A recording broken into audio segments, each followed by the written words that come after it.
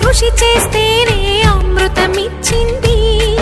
అవరోధాల దీవుల్లో ఆనంద నిధి ఉన్నది.